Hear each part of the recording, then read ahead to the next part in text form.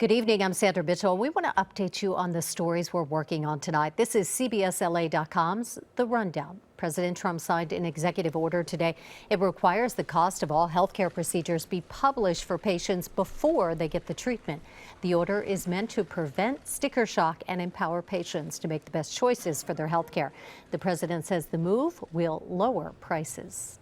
And later this evening, SpaceX scheduled to launch their funeral flight. The mission is slated to lift off between 8:30 and 11:30 p.m. depending on the weather. It's going to be the third launch of its Falcon Heavy rocket. The rocket will propel 24 satellites into orbit. Also on board, though, the ashes of 152 dead people. The launch of cremated remains is in conjunction with the company Celestis Memorial Space Flights. All right, if you're driving along Pacific Coast Highway in Malibu, you could run into some delays. Crews are working to remove debris from the Woolsey fire, and starting today, a stretch of the highway is reduced to one lane.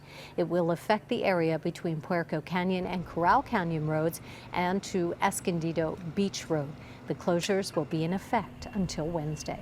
A cleanup in Hancock Park earlier today after a multi-vehicle crash caused a big mess. There was water gushing everywhere because one of those cars hit a fire hydrant. Another one landed upside down there on the sidewalk. The Trader Joe's at the corner of 3rd Street and La Brea was flooded.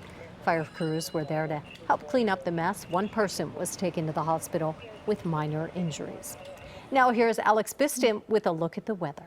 Yeah, Sandy, heading into tomorrow, you can expect some cooler temperatures, but especially for our inland communities. So we are talking lower 80s for Valencia, Lancaster at 91 degrees. Tomorrow, Ventura in the upper 60s, so a little bit more mild along the coast. 67 for Newport, lower 70s for Long Beach. As we head out towards Palmdale, upper 80s, and for the Inland Empire, we are talking most of us in the 80s, upper 80s for Victorville, San Bernardino at 85 degrees. As we head into the extended forecast here, not too much change in our beach communities as we head into the next few days, but you will notice a nice warm up heading into next weekend. LA and Orange County Metro cooling down just a few degrees heading into Wednesday and Thursday as well. But then we are following that nice and very slow warming trend starting on Friday and through the weekend. Back to you.